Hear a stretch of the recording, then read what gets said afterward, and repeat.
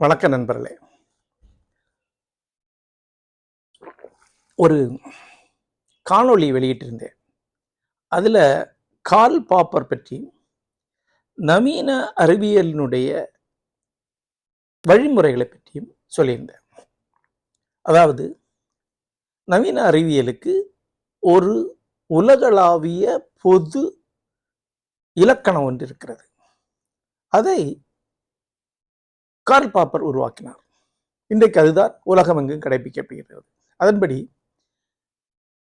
ஒரு கொள்கை முன்வைக்கப்படுகிறது. அது எவ்வளவு பிரில்லியண்டா, எவ்வளவு மனங்கவரதா இருந்தாலும் கூட, அறிவியல் என்று இதுவரைக்கும் மனித குலம் உருவாக்கி வைத்திருக்கிற ஒட்டுமொத்தத்தின் ஒரு பகுதியாக அந்த தர்க்கத்துக்குள் அமையாத வரைக்கும் அதுக்கு அறிவியல் மதிப்பு கிடையாது.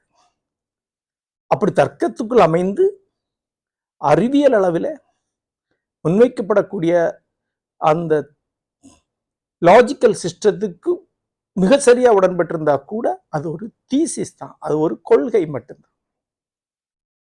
அந்த கொள்கையை ஒருவர் முன்வைக்கும் போது அதை அவர் நிரூபிப்பதற்கான வழிமுறைகளை முன்வைக்க வேண்டும். அதை நிரூபித்து காட்ட வேண்டும். அந்த நிரூபணம் என்பது அதை பொய்ப்பிக்கும்படி மொத்த உலகத்துக்கும் விடுக்கக்கூடிய அறைகூவல். அந்த மொத்த உலகமும் அந்த உண்மையை பொய் என்று நிரூபிக்க முயற்சி செய்யணும். அப்படி முயற்சி செய்து கூட அது பொய் என்று நிரூபிக்கப்படவில்லை என்றால்தான் அது அறிவியல். அறிவியல் உண்மை, உலகளாக ஏற்றுக்கொள்ளப்பட வேண்டிய உண்மை. அறிவியல் உண்மை ஒரு பிராந்தியத்திற்கு, ஒரு இனத்திற்கு, ஒரு மதத்திற்கு, ஒரு மொழிக்கு, ஒரு இன மக்களுக்கு மட்டும் உரியதாக இருக்க முடியாது. மனித குலத்திற்கு முறுக்கதான். ஏன்னா அது ஒரு பிரபஞ்ச உண்மை. அது எனக்கு உண்மை, உனக்கு உண்மை இல்லை என்று சொல்லவே முடியாது. சரி, இவ்வாறு புறவயமாக எம்பிரிக்கலாக நிரூபிக்கப்பட முடியாத அறிவியல் உண்மைகள் உண்டா? உண்டு. அவை அறிவியல் தேற்றங்கள். அந்த தேற்றங்கள் அறிவியல் முறைப்படி முன்வைக்கப்பட வேண்டும். அவற்றை அறிவியல் சமூகம் பொய் என்று நிரூபிக்க முனைய வேண்டும். அப்படி பொய் என்று நிரூபிக்க முடியாத வரைக்கும் அது தற்காலிகமாக ஏற்றுக்கொள்ளப்பட்ட அறிவியல் தேற்றமாக இருக்கும். அப்போது கூட உண்மை என்று சொல்லப்படாது. அது பொதுவாக ஏற்றுக்கொள்ளப்பட்ட தேற்றமாக இருக்கும். இதை பற்றி தான் பேசியிருந்தேன். அந்த காணொளிகளுக்கு வந்த எதிர்வினைகள் சுவாரஸ்யமானவை. அதை பற்றி தான் சுருக்கமாக சொல்லலாம்னு நினைக்கிறேன். முன்பு நம்ம சமூகத்தில் கருத்துக்களை புரிந்து கொள்வதற்கான உள பயிற்சி என்பது கிடையாது. சாதாரண மக்களுக்கும் கிடையாது. இந்த கல்லூரி படிப்பு, அறிவியல் படிப்பு உள்ளவர்களுக்கும் கிடையாது. அவர்களுக்கு ஒரு கருத்தை அப்படியே வாங்கிக்கிறது, அதை ஞாபகம் வச்சுக்கிறது, இதுதான் பள்ளிக்கூடத்தில் சொல்லிக் கொடுக்கப்படுகிறது. கருத்தை சரியாக புரிந்து கொள்வது என்பது பெரும்பாலும் சாத்தியமே இல்லாத ஒரு சூழல் தான் இந்தியாவில் இருக்கு. இது இந்திய கல்வி முறையோட மிகப்பெரிய பிரச்சனை. யோசித்து பாருங்க. மிக அப்டிராக்டான, மிக நுட்பமான, மிக அருவமான கருத்துக்கள் உருவான ஒரு மாபெரும் விளைநிலம் இந்தியா. அந்த தத்துவ கருத்துக்கள்ல மிக மிக நுட்பமான 3 உருவான நிலம் தமிழகம். அத்வைதம், விசிஷ்டாத்வைதம், சைவ சித்தாந்தம் 3 பிறந்த மண். ஆனா இங்க ஒரு சின்ன கருத்தை சொல்லி புரிய வைக்க முடியாது. அந்த கருத்தையே, அந்த அறிவியல் சார்ந்த கருத்தையே ஒருவேளை கார்ல் பாப்பரை பற்றி பேசியவர்களிலேயே மிக எளிமைப்படுத்தி பேசின நானாக தான் இருப்பேன். ஏன்னா வேற அறிமுக நூல்களாம் இதை விட கஷ்டமா தான் இருக்கு. ஆனா அதுவே சரியா புரிந்து கொள்ளப்படவில்லை. எப்படிலாம் அந்த தவறான புரிதல் நடக்குது என்பது எனக்கு எப்போதும் உள்ள சில தெளிவுகளை இன்னும் கூர்மைப்படுத்தியது. ஒன்று, கணிசமானவர்கள் ஏற்கனவே நமது சமூகத்தில் இருக்கக்கூடிய கருத்து நிறைகளில் ஏதேனும் ஒன்றுடன் பிணைத்து நீங்க அதை சொல்றீங்களா என்று புரிந்து கொள்வார்கள். அதாவது இன்றைக்கு ஒரு தரப்பினர் மதத்தில் சொல்லக்கூடியதெல்லாம் அறிவியல் என்று சொல்லிக் கொண்டிருக்கிறார்கள். இன்னொரு தரப்பினர் மதமே முட்டாள்தனம் தான் என்று சொல்கிறார்கள். இது 2 தரப்பு தான் இருக்கு. அப்ப நான் சொல்றது அது 2ல ஒன்று அல்ல. நான் சொல்றது புதிய அறிவியல் சார்ந்த ஒரு ஆசிரியர் பற்றியும் ஒரு ஒரு கருதுகோளையும் பற்றிய ஒரு அறிமுகம். ஆனா அதுல ஏதாவது ஒரு தரப்பை என்ன கொண்டு போட்டு அதுல அவங்க சொல்ல எல்லாத்தையும் நான் ஏற்றுக்கொள்ளதா எடுத்துக்கொண்டு புரிந்து கொள்ளதான் இயல்பா நடக்குது. ஓ, அப்ப நீங்க மதத்துக்கு எதிரானவர், பகுத்தறிவாதி, திமுககாரர், பெரியாரிஸ்ட், அதாவது சாமி கும்பிடக்கூடாதுங்கிறீங்க, ஆன்மீகம்லாம் போயின்னுங்கிறீங்க, இப்படியே போயிட்டே இருக்குது. இன்னொரு தரப்பினர் ஸோ அப்போ அறிவியல்ல நிரூபிக்க வேண்டாம்னு சொல்றீங்க, அப்படின்னா நீங்க கோமியம் நல்லதுன்னு சொல்றீங்க. இந்த எக்ஸ்ட்ரீம் போறாங்க. இதுதான் முதல் பிழை. அதாவது எது கேட்டாலும் ஏற்கனவே அங்க இருக்கக்கூடிய 2-3 தரப்புல ஏதோ ஒரு தரப்பு, ஒரு சிந்தனையாளன், ஒரு எழுத்தாளன் நம் முன்னர் வந்தா அவன் எந்த தரப்பு? அவன் ஏதோ ஒரு தரப்பு தானே. இதுதான் இங்க இருக்கக்கூடிய முதல் அறியாமை. இந்த அறியாமையிலிருந்து இளைஞர்களாவது வெளியே வந்தா தான் அவங்களால ஏதாவது சிந்திக்க முடியும். ஒரு 40-50 வயசுக்கு மேல ஆட்களை பத்தி ஒன்றும் சொல்லதுக்கு இல்லை. ஒரு வகையில் அவங்க பூட்ட கேஸ், அவங்க அப்படியே வந்துட்டாங்க. இளைஞர்களாவது புது கருத்தை, ஏற்கனவே இருக்கக்கூடிய ஏதேனும் ஒரு கருத்துடைய ஒரு தரப்பை சார்ந்தது என்று எடுத்துக்கொள்ள கூடாது. அது ஒரு பெரிய சிந்தனை பிழை. அது முதல். 2வது ஒன்று, அது இன்னும் வேடிக்கையானது. ஒவ்வொருவரும் அவர்களுடைய மனதில் ஏற்கனவே ஒரு எண்ணம் இருக்கும் அல்லது ஒரு கருத்து இருக்கும். அந்த கருத்தின் ஒரு பகுதியாக, அந்த கருத்துடைய எக்ஸ்டென்ஷனாக புதிய கருத்தை எடுத்துக்கொள்வாங்க. நம்ம சொல்லி முடிச்சிடும், ஆமாங்க நீங்க சொல்றது சரிதான், நான் என்ன நினைக்கிறேன்னா அப்படின்னு ஒன்று சொல்வாரு. சம்மதமே இருக்காது. அவர் ஏற்கனவே தெரிஞ்சு வச்சிருக்கக்கூடிய, அவர் நினைச்சு வச்சிருக்க ஒன்று, அதோட இதை கொண்டு சேர்த்துக்கிறார். அவர் வீட்டுல இருக்கக்கூடிய ஒரு இடத்துல இந்த கருத்தை கொண்டு வைக்கிறார். அவர் இந்த கருத்தை நோக்கி நகர்ந்து வரமாட்டார். அவருக்கு ஏற்கனவே என்ன தெரியுமோ அதைத்தானே உலகமே சொல்ல முடியும். இதை எக்ஸ்டெண்ட் பண்ணிட்டே இருப்பார். இந்த மனநிலை தான் சிந்தனையின் தேக்க மனநிலை. தேங்கி போன சமூகங்கள்ல இந்த மனநிலை இருக்கும் என்று முக்கியமான பல சிந்தனையாளர்கள் எழுதியிருக்கிறாங்க. தேங்கி போன சிந்தனைகள். உதாரணமா இந்தியா நெடுங்காலமாக ஓரியன்ட் என்று அழைக்கப்படுகிறது. உங்களுக்கு தெரிந்திருக்கும். ஓரியன் என்பது டைனமிக்ங்கிற வார்த்தைக்கு நேர் எதிரானது. ஓரியன் என்பது தேங்கி போன, சுழலக்கூடிய என்றெல்லாம் பொருள், மையம் கொண்ட என்றெல்லாம் பொருள். அதாவது கீழே நாடுகளை தேங்கி போன பண்பாடாக தான் ஐரோப்பியர்கள் பார்த்தார்கள். ஒரு வகையில் அது உண்மைதான் இவங்க எல்லாம் நிரூபிக்கிறாங்க. அதாவது எது சொன்னாலும், எந்த கருத்து சொன்னாலும் தனக்கு எனக்கே தெரிந்தது தான் சொல்லுவேன், அதுல இணைத்துக் கொள்வேன். எந்த புது கருத்து வந்தாலும் அதை கொஞ்சம் தட்டி முட்டி உருமாற்றி அந்த பழைய கருத்துல ஒரு பகுதியா மாற்றிக்கொள்வேன். இது 2வது மிகப்பெரிய பிழை. இந்த 2வது தரப்பு பிழையை செய்யக்கூடியவங்க என்ன பண்ணுவாங்கன்னா, எந்த கருத்தை கேட்டாலும் அதை தங்களுக்கு சாதகமா மாற்றும் பொருட்டு எளிமைப்படுத்துவாங்க. அது இவங்க நினைக்கிறதல்ல. அது அவங்களுக்கு புரியாது. இப்ப நான் ஒரு கருத்து சொல்றேன், ஒருத்தர் ஆமாங்க நீங்க சொல்றது கரெக்டு தான், இப்படிதான் இருக்குங்க, இந்த மாதிரி நான் கூட அப்படின்னு ஒன்று ஆரம்பிக்கிறார். அவர் சொல்லி முடிச்சோடனே, சார் நான் சொன்ன கருத்தை திருப்பி சொல்லுங்க சொன்னா அவர் வேற ஒன்று சொல்லுவார். சார் இதை நான் சொல்லலை அப்படி சொன்னா அவருக்கு அது புரியாது. இல்லை சார் இதுதானே சொன்னீங்க. எனக்கெல்லாம் நிறைய அனுபவங்கள் இருக்குங்க. நான் சொற்பொழிவாற்ற பள்ளிக்கூடங்களுக்கும் கல்லூரிகளுக்கும் கூடுமான வரைக்கும் போறது கிடையாது. ஏன்னா நான் ஒரு உரையாற்றி முடிப்பேன். அங்க இருக்கக்கூடிய ஒரு பேராசிரியர் ஐயா அருமையாக உரையாற்றினார்கள், அரிய கருத்துக்களை சொன்னார்கள் அப்படின்னு சொல்லிட்டு அவருக்கு ஏற்கனவே என்ன தெரியுமோ அதை நான் சொன்னதை அங்க எக்ஸ்பிளைன் பண்ணிடுவேன். ஒரு காலேஜில் சொன்னேன், ஐயா நீங்க சொன்னது வேற ஏதோ சொல்றீங்க, நான் சொன்னது வேற, நான் அதை சொன்னேன் நீங்க எல்லார்ட்டையும் சொல்லாதீங்க. இல்லை எங்கள் மாணவர்களுக்கு நீங்க சொல்வது புரியவில்லை, நான் சொல்லும்போது அவர்களுக்கு புரியுது, அதனால நீங்க சொன்னதை நான் சொல்றேன் அப்படிங்கிறார். இல்லைங்க நான் சொல்லலை அப்படின்னு. சில ஆண்டுகளுக்கு முன் பாரதிய வித்யா பவனிலே காந்தியை பற்றி ஒரு உரையாற்றினேன். நான் உரையாற்றி முடித்தோன்னே தலைவர் எழுந்து என்னோட உரையை தொகுத்து சொல்ல ஆரம்பிக்கிறார், வேற என்னவோ சொல்றார். நான் உடனே அப்போ எந்திரிச்சிட்டேன். தயவு செய்து உங்க கருத்தை நீங்க சொல்லுங்க, என் கருத்தை மாத்தி சொல்லாதீங்க. இங்க இருக்கக்கூடியவங்களுக்கு அறிவு இருக்கு, அவங்களுக்கு எவ்வளவு புரிஞ்சு அது போதும் அப்படி சொல்ல நிறுத்தினேன். அது ஒரு அநாகரிகமான செயலாக பார்க்கப்பட்டது. ஆனா வேற வழி இல்லை. இன்னொருத்தருடைய கருத்தை திரிப்பது என்பது பெரிய வன்முறை நண்பர்களே. அது இன்னொருத்தனை அவமரியாதை செய்வது, இன்னொருத்தன் வீடு புகுந்து திருடுவது போல. யோசித்து பாருங்க. இன்னொருத்தர் வீட்டுக்குள்ள போய் அவர் வீட்டை போட்ட சட்டையும் அவர் வச்சு இந்த பணத்தை எடுத்துட்டு வந்தீங்கன்னா அது மாதிரி தானே அது. ஆனா எல்லாரும் கூசாம அதை பண்ணுவாங்க. நீங்க சொல்லு நான் ஒத்துக்கிட்டேன் அப்படின்னு சொன்னாலே பெரும்பாலும் நம்ம சொல்றதை அவரு சௌரியமா புரிஞ்சுக்கிட்டாருன்னு அர்த்தம். மூன்றாவது, கருத்துக்கள் சொல்லப்படும் போது அதை புரிஞ்சிக்க எந்த முயற்சி எடுக்கிறது இல்லை.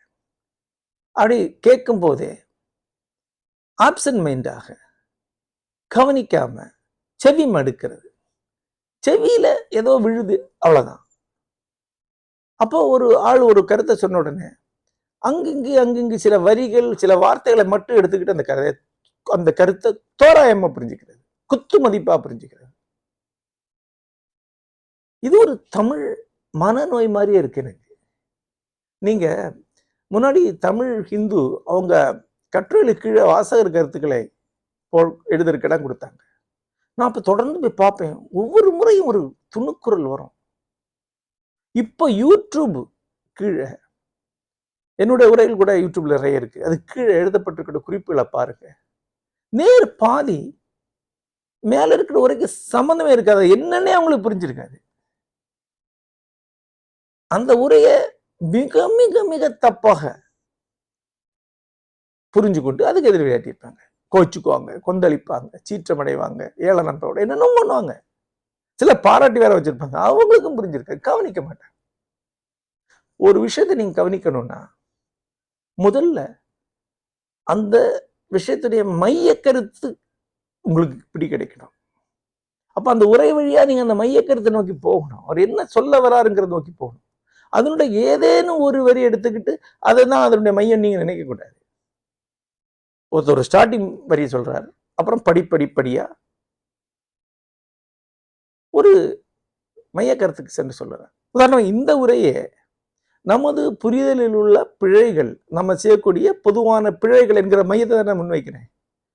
இந்த உரையை ஒருத்தர் எடுத்துக்கிட்டு அந்த தொடக்கத்துல சொன்னதுல ஒரு வரி, அப்படின்னா கோமியம் குடிக்கலாம்னு சொல்றீங்களா, குடிக்கலான்னு சொல்லாங்களா அப்படின்னு ஆரம்பிச்சிட்டாருன்னா அது அவர் புரிஞ்சுக்கிறாரா? அவருக்கு ஏதாவது அறிவு இருக்கா?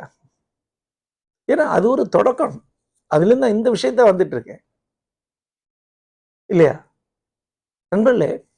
இது பெரும்பாலான இடங்கள்ல பண்ணிட்டே இருக்கணும். ஒரு விஷயத்த எதுக்காக சொல்லப்படுது, அந்த மையம் என்னங்கிறது போகணும். அந்த மையத்தை நோக்கி அந்த உரை வழியாக, அந்த கட்டுரை வழியாக நம்ம சென்று சேரணும். 2, அந்த மையத்தை நிறுவுவதற்கு அவர் ஒரு லாஜிக் சிஸ்டத்தை சொல்லுவார், ஒரு தர்க்க முறையை சொல்லுவார் இல்லையா? அந்த தர்க்கத்தை நம்ம அப்படியே புரிஞ்சுக்கணும். அந்த தர்க்கத்தை நம்ம இஷ்டத்துக்கு மாத்தி புரிஞ்சுக்கூடாது. அவர் ஒரு கருத்தை சொல்லிட்டு இதனால் இதனால் இதனால் இது உண்மை அப்படி சொல்லணும். அந்த 3 ஸ்டெப் நமக்கு முக்கியம். அந்த ஸ்டெப்பை தான் நம்ம கவனிக்கணும். நம்ம மறுத்தோம்னா அந்த ஸ்டெப்பை மறுக்கணும். ஸ்டெப் பை ஸ்டெப்பை மறுத்து அந்த மைய கருத்தை மறுக்கணுமே ஒழிய அதுல ஏதேனும் ஒரு வரியை பிடிச்சிட்டு மறுத்துட்டு இருக்க கூடாது. அது அறிவின்மை. ஆனா இளைஞர்கள், உயர்கல்வி படித்தவர்கள் கூட ஏதாவது செஞ்சுட்டு இருக்கீங்க. ஏன்னா அரசியல்வாதிகள் இரவுபலா தான் செய்யறாங்க. அது அவங்களுடைய தொழில். எனக்கு தெரிந்து பல அரசியல்வாதிகளுக்கு உண்மையிலேயே அவங்க பண்றது என்னன்னு தெரியும். திரிக்கிறாங்க, உடைக்கிறாங்கன்னு தெரியும். ஆனால் அது அவங்களுடைய தொழில், அவங்களுடைய பிழைப்பு. பின்ன அது கீழே இருக்கக்கூடிய அடிமாட்டு தொண்டர்களுக்கு அதெல்லாம் ஒண்ணுமே தெரியாது. தலைவர் என்ன சொல்றாங்க அதை திருப்பி வாந்தி எடுப்பாங்க. அவங்க ஒரு வல்லடி நியாயத்தை உருவாக்கிக்கிட்டு அந்த அடிப்படையில் எதிரிகளை துவம்சம் பண்ணிட்டு இருப்பாங்க. அது சிந்தனை கிடையாது. சிந்தனைக்கு எதிரான ஒரு மௌடியம். அதுல இருந்து நீங்க எதையுமே கற்றுக்கொள்ள முடியாது. அது முற்போக்கு தரப்பா இருந்தாலும் சரி, பிற்போக்கு தரப்பா இருந்தாலும் சரி, மத தரப்பா இருந்தாலும் சரி, கம்யூனிஸ்ட் தரப்பா இருந்தாலும் சரி, திராவிட தரப்பா இருந்தாலும் சரி, தமிழிய தரப்பா இருந்தாலும் சரி, எல்லாமே மட்டையடி மௌடிகம் தான். அது சிந்தனை கிடையாது. அது அதிகார அரசியல். சிந்தனை அரசியல் இது ரொம்ப முக்கியம். மையத்தை முன்வைப்பதற்கான தர்க்க படிநிலைகள். நண்பர்களே, மூன்றாவதாக கொண்டிருக்கு கலை சொற்கள். அவர் என்ன வார்த்தைகளை பயன்படுத்துறாங்க, மிகச்சரியா என்ன வார்த்தைகளை பயன்படுத்துறாங்க, அந்த வார்த்தைகளை தான் நீங்க சரியா சொல்லணும், சரியா புரிஞ்சுக்கணும். அந்த வார்த்தை அடிப்படையில் அவரை மறுக்கணும். உதாரணமா, ஒருவர் பாசம் என்பது ஒன்று இல்லை உலகத்துல அப்படின்னு ஒரு சொல்றார். ஏன்னா அதுக்கு இன்ன காரணம், அதுக்கு இன்ன காரணம், அதுக்கு இன்ன காரணம் 3 தர்க்க முறைகளை சொல்றார். நீங்க பாசங்கிற வார்த்தைக்கு பதிலா அன்புங்கிற வார்த்தையை போட்டுட்டீங்க. அன்புன்னு இல்லைன்னு சொன்னீங்க. நீங்க அது எப்படிங்க அன்பில்லா போகுன்னு ஆரம்பிச்சீங்கன்னா நீங்க எவ்வளவு பெரிய முட்டாத்தனம் பண்ணீங்க. அவர் பேசிட்டு இருக்கிறது பாசம், நீங்க சொல்லிட்டு இருக்க அன்பு, ரெண்டும் வேற வேற. உதாரணத்துக்காக சொல்றேன். இப்போ எந்த இடத்துல இந்த சரியான டெக்னிக்கல் டேர்ம் அது சொல்லிதான் அதை பேசணும். ஆக இந்த 3 படிநிலைகள், அதாவது மைய கருத்து, அதற்கு செல்லும் தர்க்கம், அவர் முன்வைக்கக்கூடிய தர்க்கம், அதற்கு அவர் பயன்படுத்தக்கூடிய கலைச்சொற்கள், இந்த அடிப்படையில தான் நாம ஒரு கருத்தை புரிந்து கொள்ளணும். அப்படி நாம கருத்துக்களை கூர்ந்து கவனித்து புரிந்து கொள்கிறோமா? கிடையாது. அறிவியலை பற்றி நான் சொன்ன கருத்தை பல பேர் அவங்க என்னவோ சொன்னாங்க, அதை புரிஞ்சுக்கிட்டாங்க.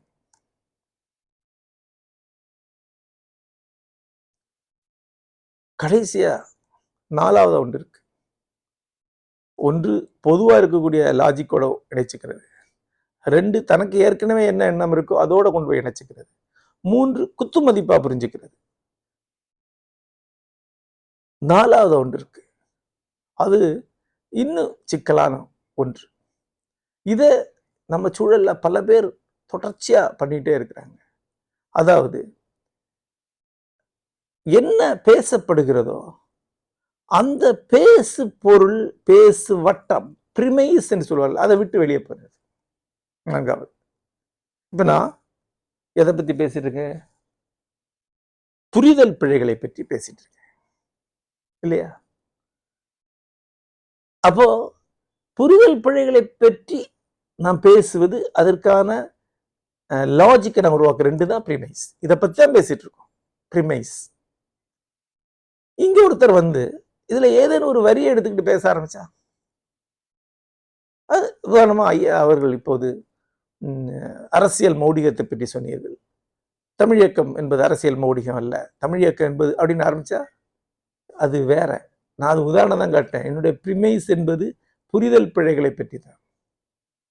எந்த ஒரு விவாதத்திலையும் பாருங்க, நீங்க என்ன பேசினாலும் எதுல இருக்கக்கூடியவர் அவருக்கு அதுல எது பேசுறது வாய்ப்பு இருக்கோ அந்த வரியை எடுத்துக்கிட்டு அவர் வேற ஒன்னும் பேசுவார்.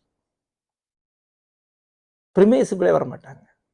பிரிமைஸை பத்தி பேச வெளியே போய் பேசக்கூடிய எல்லாமே உளறுது, அதுக்கு ஒரு அர்த்தம் கிடையாது. இப்ப இந்த ஸ்பீச் எடுத்துங்க. புரிதல்ல நாம இந்த 4 பிளண்டரையும் பண்றோம்னு நான் சொல்றேன். பண்றோமா இல்லையா அப்படின்னு நீங்க பேசலாம். அதுதான் பிரிமைஸ். அதுக்கு பதிலாக கோமியத்தை பத்தி ஒருத்தர் பேச ஆரம்பிக்கிறார், திராவிட இயக்கத்தை பத்தி ஒருத்தர் பேச ஆரம்பிக்கிறார், இந்துத்துவ பத்தி ஒருத்தர் பேச ஆரம்பிக்கிறாருன்னா அது என்ன? அப்படி உலகத்துல எதை பத்தி பேச முடியும்? குருடும் குருட்டாட்ட ஆற மாதிரி தானே ஆகும். தமிழ்நாட்டுல திரும்ப திரும்ப திரும்ப கற்பிக்கப்பட வேண்டியது சிந்தனைகளை அல்ல, சிந்திப்பதை. அதைத்தான் நேர் வகுப்புகள் வழியாகத்தான் சொல்லிக் கொடுக்க முடியுமே ஒழிய, எவ்வளவு கற்று எழுதினாலும் எவ்வளவு காணொலி வெளியிட்டாலும் அது சென்று சேராது என்ற உணர்வு உருவான பிறகுதான் நேர் வகுப்புகளை வைக்க ஆரம்பிச்சான். அதுல ஒருத்தர் இந்த பிளண்டர் பண்ணும்போது கண்டிக்க முடியும். பாருங்க, நான் சொன்னது இது, நீ சொல்லது அது. சில சமயங்கள் அது வருத்தம் கூட கொடுக்கும். அண்மையில பெங்களூர்ல இலக்கிய விழா ஒன்றுக்கு சென்றிருந்தேன். அங்க வெளியே ஒரு உணவகத்துல வச்சு பேசிட்டு இருந்தேன். 3-4 நண்பர்கள் இருந்தாங்க. பொதுவாக ஒரு பேச்சு நடந்து கொண்டிருந்தது. அந்த பேச்சுல நான் சொன்னேன், இந்தியாவில் ஆச்சாரங்கள் இல்லாமல் வேத கல்வி கற்றுக் கொடுக்கக்கூடிய ஒரு சில மையங்களே உள்ளன. அதாவது வேத ஆச்சாரங்கள், வேத சடங்குகள், சாதி ஆச்சாரங்கள் ஆகியவை இல்லாமல் வேதத்தை ஒரு அறிவு தொகுப்பாக மட்டுமே கற்றுக்கொள்ளக்கூடிய ஒரு சில அமைப்புகள் இருக்கின்றன சொல்லி சில வகுப்புகளில் சில ஆசிரியர் பேர்களை சொன்னேன். உடனே அதை கேட்டுக்கொண்டிருந்தவர், ஆமாங்க இப்ப கூட கர்நாடகத்துல ஒரு பெரியவர் வேதம் எல்லாம் சொல்லிக் கொடுக்குறாரு, ரொம்ப பெரியவர், வயசானவர். அப்படி இருந்து அவரை பத்தி பேசினார். நான் உடனே அவரை நிறுத்தி, நீங்க சொல்லிக் கொடுக்கிறவருக்கு நான் சொல்லக்கூடிய அந்த தகுதி உண்டா? அவர் ஆச்சாரங்கள் இல்லாம வேதத்தை சொல்லிக் கொடுக்குறாரா? யோசிச்சுட்டு, இல்ல அவரு வேத கல்வி வேத பாடசாலை வச்சிருக்கிறார். நான் சொன்னேன், இந்தியா முழுக்க ஆயிரக்கணக்கான வேத பாடசாலைகள் இருக்கு. தமிழ்நாட்டிலே 20-30 வேத பாடசாலைகள் இருக்கு. நான் பேசிட்டு இருக்கிற ஆச்சாரமற்ற வேத கல்வியை பற்றி மட்டும் இதோட இணைச்சுக்கிட்டு எங்கெல்லாம் யாரெல்லாம் வேதம் சொல்லி கொடுக்குறாங்கிற லிஸ்ட்டை நீங்க சொல்ல ஆரம்பிச்சீங்கன்னா இது என்ன கான்வர்சேஷன்? நீங்க நான் சொன்னதை கவனிச்சீங்களா? அவருக்கு இப்படி ஒரு கோணமே அவருக்கு மண்டையில் இல்லை. அவர் அப்படித்தான் வாழ்நாள் முழுக்க பேசிட்டு இருந்திருக்கு. அவர் ஒரு 50 வயசுக்கு மேல ஆள், படிச்சவர், உயர் பதவியில் இருக்கக்கூடியவர். ஆனா ஒருத்தர் ஒன்று பேசும்போது எனக்கு என்ன ஞாபகம் வருதோ அதை நான் சொல்லுவேன், எனக்கு என்ன தெரியுமோ அதை சொல்லுவேன். அது ரெலவெண்டா? அந்த விவாதத்தை முன்னெடுக்குமா? இப்போ வேதம் ஆச்சாரம் இன்றி சொல்லிக் கொடுக்கக்கூடிய இடங்களை பற்றி ஒரு விவாதத்துல ஒருத்தர் புகுந்து ஆச்சாரங்கள் இன்றி வேதத்தை சொல்லிக் கொடுக்கலாம், ஆச்சாரம் இன்றி வேதத்தை சொல்லிக் கொடுக்க கூடாது, இன்னின இடங்களில் ஆச்சாரத்தோட வேதங்களை சொல்லி கொடுக்குறாங்க, கூடுதல் தகவல் இதெல்லாம் சொல்லலாம். சம்பந்தம் இல்லாம வேதம் பற்றி என்ன தெரியுமா அதெல்லாம் சொல்றது, வேத பாடசாலைகளை பத்தி என்ன தெரியும் அதெல்லாம் சொல்றதுதான் நாம சேரும். ஆனா நேர்பேச்சுல உரையாடல நான் உடனே அதை கண்டிச்சு திருத்துவேன். எனக்கு தெரியும் அவர் பருத்தப்படுவார், சமயங்களை நமக்கு எதிரியா கூட ஆவார். ஆனா அவருடைய சிந்தனையில் இருக்கக்கூடிய ஒரு முக்கியமான பிழையை சுட்டி காட்ட வேண்டிய பொறுப்பு எனக்கு உண்டு. ஒரு எழுத்தாளர் என்பது தன்னை எப்போதும் ஆசிரியர் நிலையில் வைத்துக் கொள்ள வேண்டும் நினைப்பவர் நான். அது நம்முடைய ஆசிரியர்களுக்கு நாம செய்யக்கூடிய மரியாதை. அவர்களை சரியாக நாம் கடத்துகிறோமா என்பதற்காக நாமளே போட்டுக்கொள்ள வேண்டிய ஒரு நிபந்தனை அது. அவங்க உடனடியாக அது கருத்தை கண்டிச்சு, நீங்க பாருங்க, நீங்க சொல்றதுல இவ்வளவு பெரிய எரர் இருக்கு, இப்படி பார்த்தீங்கன்னா நீங்க சிந்திக்க முடியாது ஆயிடும். என்ன சொன்னேன், நேர்கல்வியில மட்டும்தான் சாத்தியம். இந்த காணொலியில கேட்டிருக்கிறவர் அவர் பாட்டுக்கு அவருக்கு தோண ஒண்ணு யோசிச்சுட்டு இதெல்லாம் ஜெயமோகன் சொன்னார் நினைச்சிட்டு போயிட்டே இருப்பார். 10 பேர்கிட்ட போய் ஜெயமோகன் இந்த காணொலியில இதெல்லாம் சொன்னார் அப்படி சொல்லுவார். நேர் தலைகீழாக புரிந்து கொள்ளக்கூடிய இருக்காங்க. நண்பர்களே, நான் சொன்னேன்ல கால் பாப்பருடைய அறிவியல் நெறிகளை பற்றி என்னுடைய காணொலி, அந்த காணொலியை கேட்டுக்கொண்டு ஒருவர் இந்தியாவுடைய மரபார்ந்த அறிவியல் உலகத்திலே தலை சிறந்தது என்று நான் சொன்னதாக அவர் புரிந்து கொண்டு ஆமாங்கன்னு சொல்லி எனக்கு ஒரு கடிதம் போட்டார். என்ன சொல்றது, அதாவது நான் என்ன சொன்னேன்னா அதுக்கு நேர் தலைகீழ அவர் புரிஞ்சுட்டு இருக்கார். இந்த மாதிரி காணொலிகள் புத்தகங்கள் வழியா போகும்போது வரக்கூடிய பிளண்டர் இது. அதனாலதான் ஆன்லைன் வகுப்பு உண்டா, சிலபஸ் எங்களை அனுப்புற நாங்களே படிச்சுக்கோம் அதெல்லாம் சொல்லக்கூடியவங்கள்ட்ட இல்லைங்க. எங்களோட நோக்கமே வேற. கற்றோர் முன் அமர்ந்து மட்டும்தான் இதை நேரடி கற்க முடியும். உங்க பிழைகளை ஆரம்பத்திலே களைய வேண்டியிருக்கு. யோசித்து பாருங்க. இந்த பிழைகள் உங்ககிட்ட இருக்கும்போது அது எப்படின்னா, உங்க களத்துல அடியில மாபெரும் ஓட்டை இருக்கு, அதுல எவ்வளவு டன் கொட்டினாலும் வெளியே போயிடும். எவ்வளவு நூல் படித்தாலும் நீங்க தப்பா தான் புரிஞ்சுக்குங்க. கற்கும் தோறு அறியாமை பெருகும். ஆக இந்த பிழைகளை களைந்து கற்பதற்கு தான் முறையான கல்வி, முறையான ஆசிரியர், முறையான கல்வி சுற்றம் ஆகியவை தேவை. அதன் பொருட்டு தான் முழுமை அறிவு என்ற பேர்ல தத்துவ கல்வியை, கலை இலக்கிய கல்வியை அளித்து வருகிறோம்.